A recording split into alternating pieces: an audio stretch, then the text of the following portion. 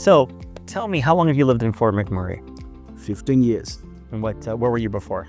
Originally, I come from Cameroon, West Africa, where I graduated with my degree in accountancy. I worked for 5 years in a commercial bank, later moved to UK to pursue my chartered accounting designation, which I got after 5 years in the UK. I moved to Canada in 2006, and I was in Montreal. I went back to University of McGill to upgrade to the Canadian Chartered Accounting Program, the CGA. I completed 2007. I worked with a forensic accounting firm in Montreal.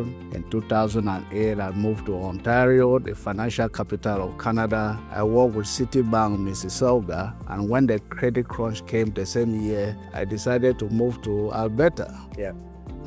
In Calgary, I worked with Sunco head office and later on relocated to Fort McMurray in 2010 when I get an offer on the oil sands with Mikisu Energy Services Inc.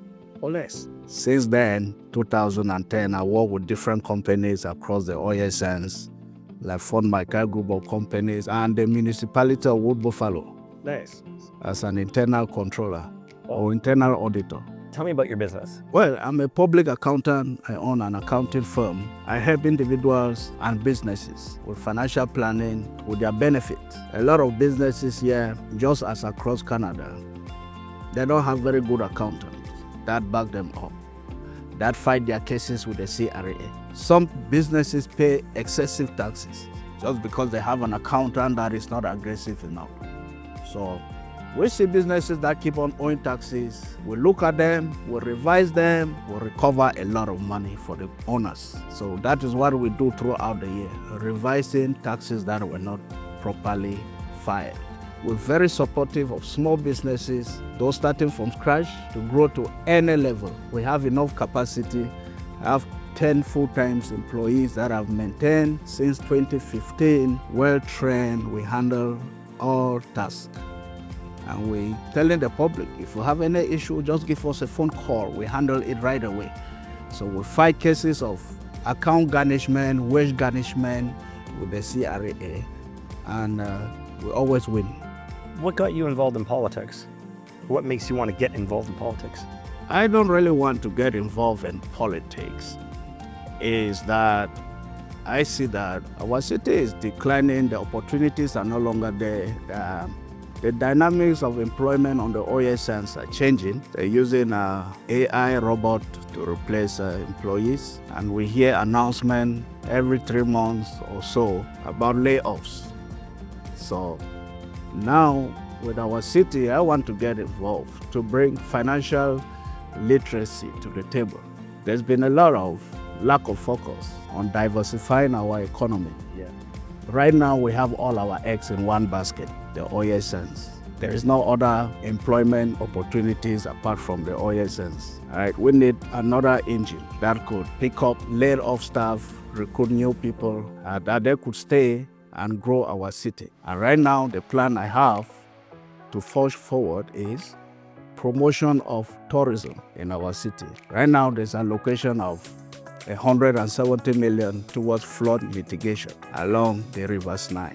That money could be used to transform the Snai into a sandy beach with trees, with structures for restaurants, barbecue, and it will attract us, the locals, not to travel far for tourism or for entertainment. We can have our entertainment right here.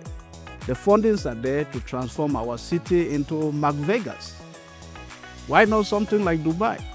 We can bring all the attractions we have anywhere on earth, the best ones, we put them into our city. We have the rivers, we have the good landscape. We have hospitable people. Our population is very generous and welcoming.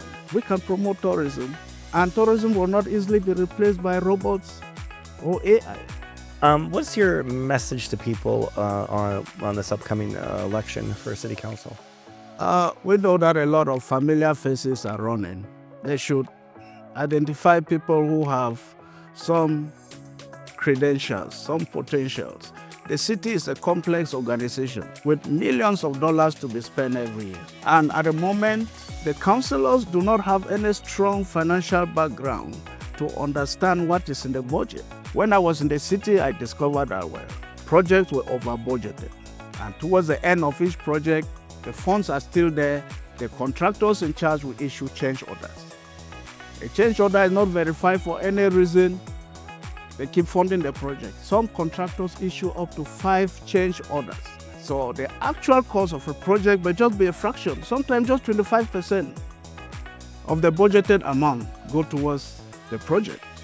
So there's wastage that could be directed, if safe, towards things that could make the quality of lives of the people of Fort McMurray better, either promoting tourism, reducing the cost of utility, reducing the cost of food, reducing the cost of living, and creating more opportunities.